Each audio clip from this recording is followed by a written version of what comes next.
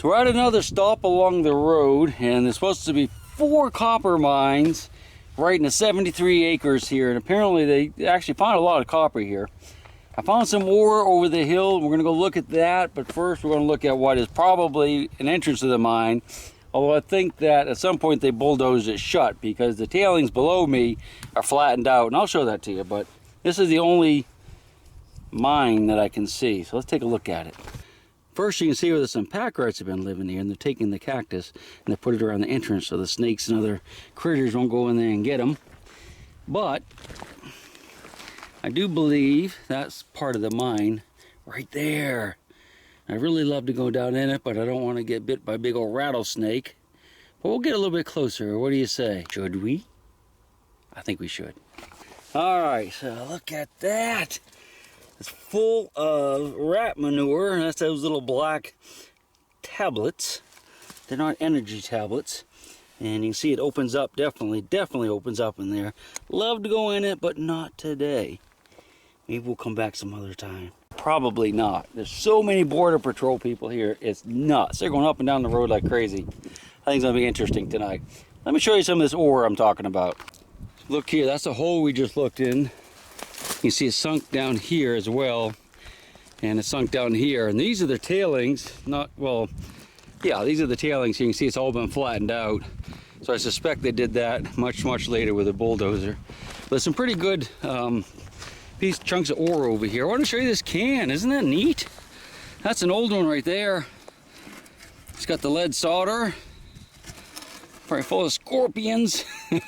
If you know what kind of can that is, let me know, because I've actually never seen one shaped quite like that. I'm sure it's something specific though. Let me show you some of these tailings down here. Really pretty rocks. I think we're still on the BLM land, and you're allowed to collect 25 pounds a day. I might grab one. We went through BLM and then on to a national park, but I think we're back on BLM, although I'm not positive, so maybe I better not gather up any rock. But look at this stuff. That green is copper ore. Copper. You see it all over the rocks. And some of it's blue. Look at that. Isn't that pretty? Little pieces here. That's green. Wow, that's kind of cool looking, isn't it? This must have been like really low grade stuff here, otherwise they would have taken it away and crushed it up for the metal that's inside. I'm assuming that's the copper anyway. Not 100%, but I know that's what the copper ore looks like. More there. It's just scattered all around here. That's from the mine. Like I said, it was, I guess, a pretty good mine, but they hit water and it kept flooding so much they couldn't pump it out. It was like 500 gallons a minute or something like that. And they tried to, but they had to shut it down. This is, well, by the way, this was work from like 1910 for about 40 years or something like that. I don't know exactly. This is all the tailings here too that came out of the ground. Taking a little break here on the side of the road, waiting for my brother to catch up to me. Got that big Lance camper. Oh, by the way, that's kind of the camper I have too, that I put on my truck sometimes when I bring the wife. But when I travel alone, I just travel with what I have now. Let's go read these signs over here real quick. These are just signs talking about where we are and what we're doing. So let's see, well, you are here. So we're right here. Bates Well, we visited that, came down from Ajo, down through here. And we'll be out of the Oregon Pipe Cactus National Monument in just a few minutes over onto the Wildlife Refuge. And that's where most of the road is that we're going to go on. Well, half of the road or so is there, and the rest of it's actually on the military bombing range and exercise range, so we have to watch out for the bombs. Last time I came here, I kind of strayed off into a restricted area, and they were pretty much exploding all around me. Just over the hill though, and I get escorted off by security. It was fun. Ran out of diesel too. Now, it looks like he made it. Road was really narrow and there were a lot of border patrol, so I had to keep pulling over. It was terrible.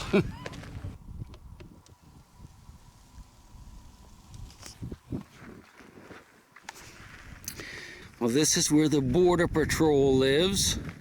And they issue forth every night to try to capture the illegal aliens, and hopefully we'll get to see some of that. They tell me that those ravens that fly around, like that one right there, will chew the windshield wipers off your vehicle if you leave your vehicle alone when they're around. We'll have to keep an eye on those little devils. They do that everywhere. Well, actually, like in the Chesapeake area, the buzzards do it. The black vultures, I guess is what they are. They'll come down and they'll like rip the rubber off. I guess these ravens do the same thing. Some signs, pretty much the same thing we looked at before. So we are right here now, almost out into the Cabeza Prieta. That's where we're going to get on the Devil's Road. Soon. Hear him? There he goes. Well, watch out for those fellas. And here we are at the Cabeza Prieta National Wildlife Refuge. And we're going down to the Camino Del Diablo road. So we're right here. And we're going to get down and go along right along the edge of the border with Mexico. Going to get interesting, boys and girls.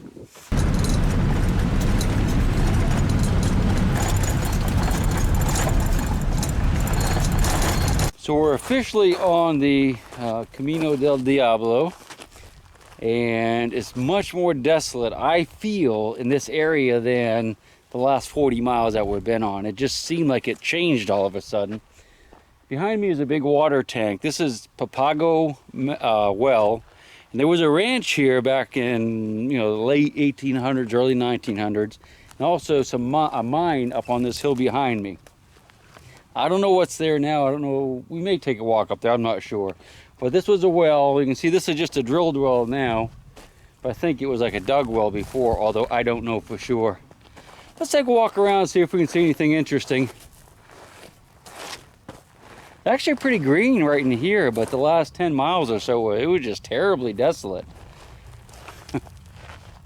Pretty cool place. Oh, let me show you something on this water tank. So they have this spigot and it's dripping and the honeybees love it. Give them a little shot of water. Here you go, buddies. Just kind of drips slowly anyway. Okay, I'm gonna take a walk around. If I see anything really cool, we'll look at it together. And if I don't, then we won't. Something over there, let's go take a look at that. I suspect this is what they are calling a water guzzler for the wildlife. It's full of honeybees. Just basically a watering trough.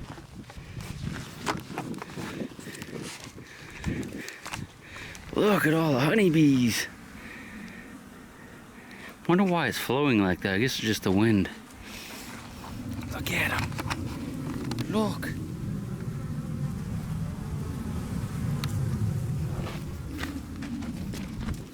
I think we'll back away slowly. I hear them buzzing around my ears. And if they're Africanized, that means they get very aggressive. And they can actually sting you to death. Look at that hoop. But that's been up there a long time. Wow, that's pretty cool. Yeah, anyway, if they're Africanized, they get very angry and they'll swarm on you. And you can get thousands of stings in just a very short time, and they'll chase you for a mile. So you gotta be really careful with the honeybees out here. So I thought we'd just take a little walk up through here to where there's supposedly some mine scratchings, where they did some mining, although they did not really recover much at the Papago mine from what the sign said. It was a bust. Let's look around. One thing about the desert out here, especially this part of Arizona, is it gets so quiet. Just so incredibly quiet if the wind's not blowing. If the wind's blowing, you can hear the wind, but that's it. I can't even describe how quiet it is, other than, I mean, you can feel and hear your heart beating and the ringing in your ears if you have tinnitus like I do. That's it. I mean, just no other sounds. So bizarre.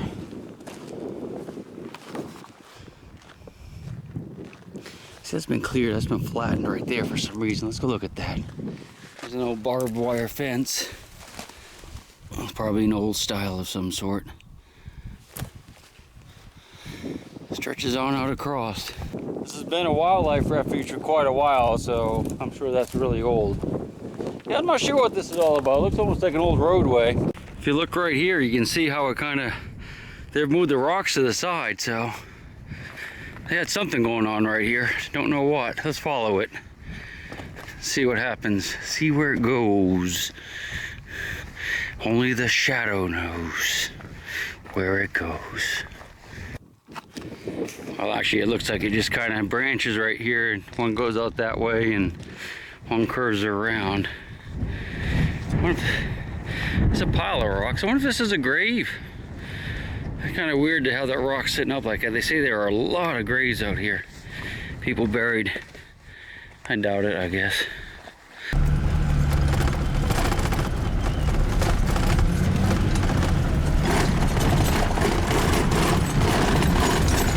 This is an interesting grave behind me. This was a miner that died around 1916, they think, and his name was O'Neill. And as best they can figure, his burros wandered away from him and he just died of thirst here. A couple of his buddies found him a few days later and buried him. And they divided up all of his, equipment that he had between the two of them, and they went off. Then a couple weeks later, those two guys, and this is a story, I guess it's true, said they ran out of tobacco, and they remembered that old McNeil here had a big old plug of tobacco in one of his pockets. So they came back to this spot, dug him up, took the tobacco out of his pocket, and split it amongst themselves. And they said that it chewed, or well, chawed, just as good as any tobacco that would have been in their own pocket over those 2 weeks. So that's O'Neill, and for some reason, people are putting little mementos all over his grave. Let's just take a look at what they have done. We got a cross, got some horseshoes, I can understand that. And some sunglasses, river treasure. Those are actually reading glasses. Look how they turned purple. Isn't that pretty? And we have pliers for old McNeil. Not that they would have done him any good. Looks like a little bit of whiskey. Some type of alcohol. Lots of coins and bullets. Thingy McBobbies. There's your tobacco. That's snuff though. Somebody found a .50 caliber casing out here in the desert and gave it to old McNeil. Some Mexican coins, American coins, a bullet, all kinds of goodies. Look at that. What's this? Not sure what that is, but O'Neill can have it. And some water. See, this is what he needed right there, was water. He would have been happy to have that in his dying moments. Oh well, we're gonna go ahead and keep on moving. I want to put about 10 miles behind us. And we got a good camping spot up here, and we'll pull over for the night and drink about 20 beers because I'm really, really thirsty. And we have a lot of beer. I bought a giant, like 30 pack. And Pete drinks fancy beer, I just drink some watery stuff for this kind of trip. All right, McNeil, take it easy, buddy.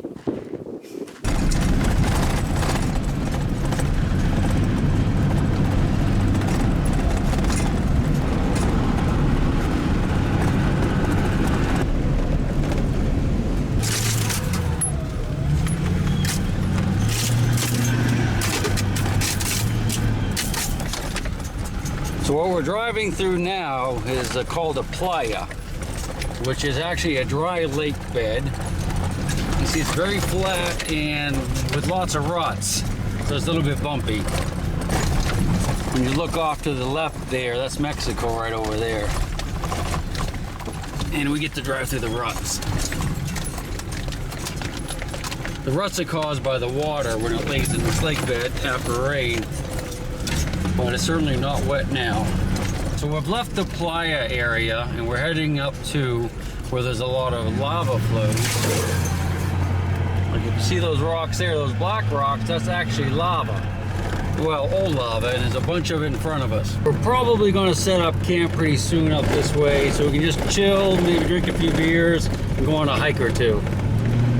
It's changing a lot though in front of us.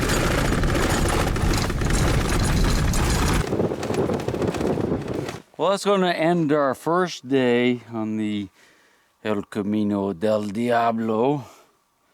We've been driving a lot. Didn't get quite as much hiking in as I wanted to, but tomorrow's gonna be a good day of hiking. Got some good things to see. Some of the high tanks where those water holes are that if they were dry, everybody died. Just heard a coyote. But yeah, here's our camp. Let me show it to you before I sign off. His brother Peter, I think he just opened an adult beverage. And mine is actually down there on the truck. So I better turn the camera off before it gets silly around here. I think it's going to pretty quick. So we'll see you bright and early in the morning and we'll start again. Tomorrow's going to be an exciting day, I promise you. We'll see you then.